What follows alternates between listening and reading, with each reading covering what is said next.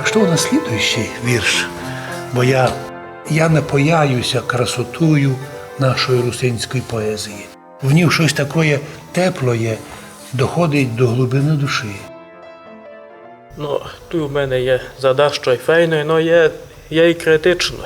Є пораз пишуть за таке, що вже мені на душі стоїть, бо я можу написати і файне, то треба видіти, писати, але жаль таке, що і підроє. Що кожні емоції негативні, позитивні, то мусить розслідувати, бо не може бути не щось файне. От ока поета не мається спрятати ніяка річ. Особливо, коли то є річ серйозна, бо поети мають прославляти красоту гор, красоту русинського образу життя, но і позирати також, а де наші ганчі, де наші мінуси, бо за них треба говорити деколи поетичним язиком, аби тот, коли має ті ганчі, аби ся ганьбив, аби їхся і справляв. А як то звучить стихом русинським? Такий тепер світ настав, кудися рішено обертати, то й кожен свій рад чужий, за тебе všetko хоче знати. То собирати інформацію. І діточки не йдуть до баби, бо намастить на скипку масть, а я де піндзя і била, та точно хоч по 300 дасть.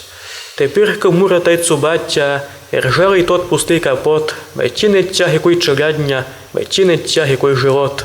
Один це дума тож розумний, а біля нього всі дурні, а другий гамішний противний, як надоїрило мені. Якщо му треба ти не годен, і пораз голос за Богу, кобиня рішного з неба, то дирише Господь не чув. Дуже розумів, як у поета, так коли напозириться неправди, та так ся хоче повісти грозним голосом, но поет пише, билим то Бог не чув, бо Господь теж предупреждає нас, гнівайтеся, но не согрішайте, написано в псалмі. Так важно русинам бути самокритичними. Русини нігде не були гордим народом, така нація, котра собі писала великих героїв. У нас не є свого Олександра Матросова, але у нас є унікальні духовники, Олександр Духнович, Павлович і ціла плеяда великих, на котрих ми руняємося. І тому дійсно гамішний і противний у цьому світі народ такся нараз зрозуміємо, що кілька людей в цьому світі рахуються розумними, особливо коли сюди прийшли в наш край, під видом начальників, нараз позирали з презренням на місний народ. І все казали, при Совєтському Союзі казали, що ми ж русинами не є керівника. А ми йому відповідали голосом поетів, є в нас керівники, просто наш народ скромний. Ніколи не любив лізти вверх, бо там відповідальність. А ось коли встали наші керівники з наших людей, показали високий клас. Яка ще тематика слідуючого нашого вірша? Уже Женя Шкомче хоче чути. Тут у мене вже як русина, що в нас має цінність, то газдівство і віра в Бога. У кожного русина. Я так думав, про мене то так, бо я так вирос, я так розпитаний, у мене то так. Я тут написав такий стих, Боже милостивий, сокоти народ, як би то не було, бо є і паскудно, є і файно, такий тепер час по всьому світі не рішав у нас тяжкий.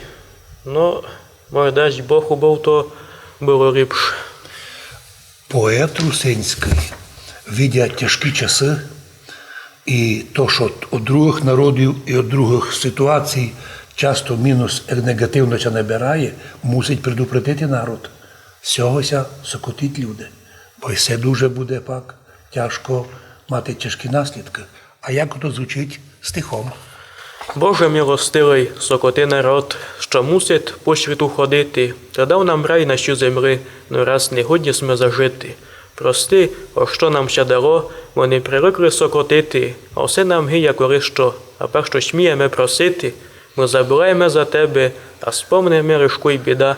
Прости нас, Боже, час утіка, якої з ріки гірська вода, но сокотити тот народ, що рано йде поранкувати, а увечері Рождество, колядках Твоє прославляти. Тко на рік день з пасками прославля Твоє розкресіння, помилуй чурять Подкарпатську. Пошли нам благодать спасіння. Помилуй нас, простих руснаків, направ нас всіх на вірну путь. За нашу землю, Русь Карпатську. Ісусе Христе, не забудь. Чудесно.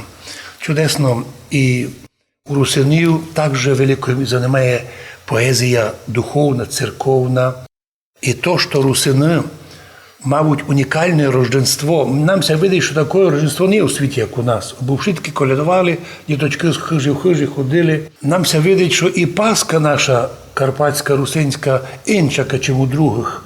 Бо, якщо прямо на востоці України, там у них є кулічі, такий сир солодкий, і в руських кулічі росіян, то у русинів древня традиція ще від Кирила Мефодія, що хліб Пасха. Бо Христос є хліб житті, ну а Пасха хліб – то символ Воскресення. І як добре, що в наших таких русинських стихах звучить така унікальна поезія. Помилуй нас, простих руснаків, направ нас на вірну путь. За нашу землю, Русь Карпатську, Ісусе Христе, не забудь, сей би вірш би покласти його, навірно, десь як епіграфом для якоїсь книжечки красивої. Ми напоминаємо всім, що Русь Карпатська – то історична назва. Вона простирається від далекого Попрада до Карпат, від западних земель аж за Балатон. Теперішня Мадярщина – це була наша земля. До приходу мадярів тут наші люди жили. Це Русь Карпатська. А вже потім історично нас стиснули мало під Карпатами. І тоді вже ми стали Русь Подкарпатська. Менша в ту території, но соткала в собі все прекрасне русинське.